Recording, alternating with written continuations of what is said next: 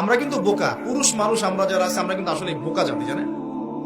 আমি আমার বয়স অনেক কম যদিও আপনাদের চাইতে, তবে আমি কিছু বিষয় ফিল করেছি আমার লাইফে, যেটা আমি মনে করি আলহামদুলিল্লাহ আল্লাহ পাক আমাকে নিয়ামত দিয়েছে।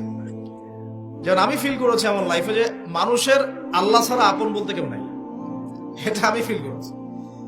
আল্লাহ পাক ছাড়া একজন মানুষের সত্তাগত আপন, আপনার সত্তা আত্মাগত আপন বলতে আসলে কেউ নাই পৃথিবীতে। যারা আছে আমাদের আশপাশে সবাই সবার স্বার্থে থাকে, সবাই সবার প্রয়োজনে থাকে। প্রয়োজন শেষ হলে আপনাকে চিনবেও না অনেকে। আপনি আমি যখন ইন্তেকাল করব এমন হবে 40 দিন পর কেউ আমাদের কবর জিয়ারত করবে কিনা সন্দেহ আছে। এগুলো বাস্তবতা।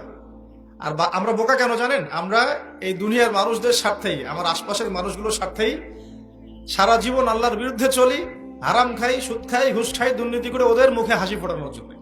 যেই মানুষগুলো আমাকেই চিনবে না পরকালে বা দুনিয়াতেই মারা গেলে আমাকে চিনবে না, তো সেই মানুষগুলোর জন্য আমি আল্লাহর বিরুদ্ধে চলে যাই। আমরা বোকা না?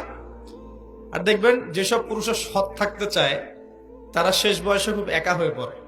খেয়াল করে দেখেন, যে পুরুষটা সৎ থাকতে চায় শেষ বয়সে গিয়ে দেখবেন তারা খুব একাকিত্বে ভুগছে। আর এখন একটা কমন সমস্যা, এটা অনেক প্রবীণ মানুষ যারা আছেন তারা কিন্তু একাকিত্বে ভোগেন, খুব একাকিত্বে ভোগেন। স্ত্রী দেখছে না, সন্তান খোঁজ খবর নিচ্ছে না, বন্ধু বান্ধবরা নাই, হ্যাঁ, বৃদ্ধাশ্রমে গিয়ে পড়ে আছে। পরিবারগুলোতে এখন পুরুষ নির্যাতন বেড়েছে আর কি।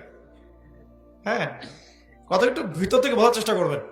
হ্যাঁ, নারী নির্যাতন তো আছেই, আমরা জানি। এমন দুশ্চরিত্রের লম্পট অনেক পুরুষ আছে সমাজে, যৌতুকের জন্য মেয়েদেরকে চাপ দেয়, স্ত্রীদেরকে চাপ দেয়, তাই না? শারীরিক মানসিক নির্যাতন করে না? মেয়েদের প্রতিও চরম নির্যাতন হয়, কিন্তু পুরুষদের উপরেও কিন্তু দিন দিন নির্যাতন বাড়ছে। আমরা কিন্তু এই সেন্সে বোকা হয়ে গেছি। চালাক হব কখন? যখন আমরা আমাদের দুনিয়ার প্রতিটা কাজ আল্লাহর সন্তুষ্টির জন্য করব।